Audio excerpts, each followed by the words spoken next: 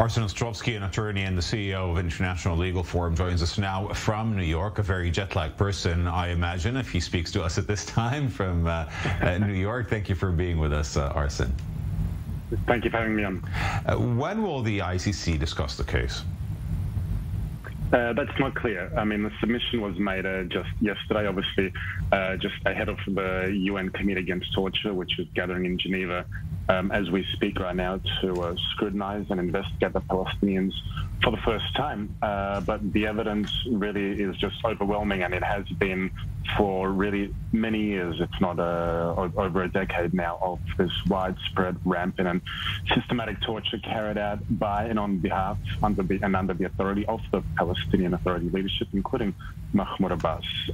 This is torture that's being committed against human rights activists like Nizar Banat that you mentioned, against critics, against women, against members of the LGBT community, against minors. We've seen beatings, forced confessions, really a whole range of various actions of torture that amount to war crimes and crimes against humanity. But in our claim against Mahmoud Abbas and the Palestinian Prime Minister, we went one step further, and we've also alleged that in addition to committing torture against Palestinian nationals in the West Bank, are also criminally liable for the ongoing captivity of the 4 Israelis, including Hadar Golden, Oren Shaul, the 2 presumed dead Israeli soldiers, as well as 2 Israeli civilians with mental health issues as well. Arsen, what have been the reactions in the UN to your submission?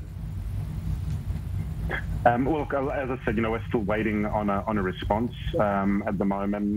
The UN committee is still investigating the Palestinians. They submitted their report today. There was really a great level of scrutiny, I suppose, of their actions.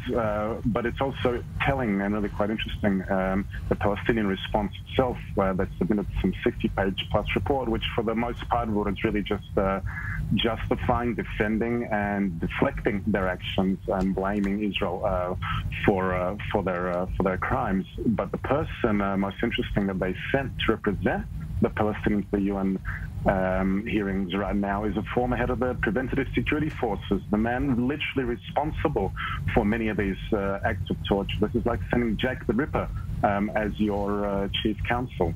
Yeah, I'm sure, Arsen, though, that some more Palestinian advocates would say that you're pointing the finger at the wrong party, because there are so many human rights violations that are done by Israel in the West Bank and Gaza. Look, Israel's under no shortage of scrutinization, and certainly at the UN, that's a fact. But I think it's long past time that the world, the UN as well, finally scrutinize the Palestinians,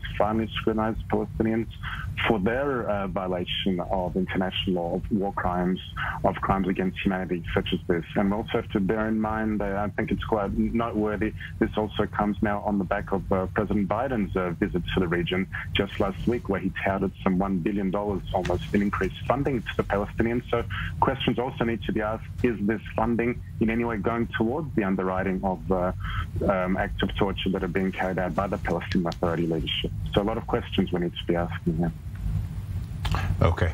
Arsen, thank you very much. I appreciate you joining us from New York. Thank you.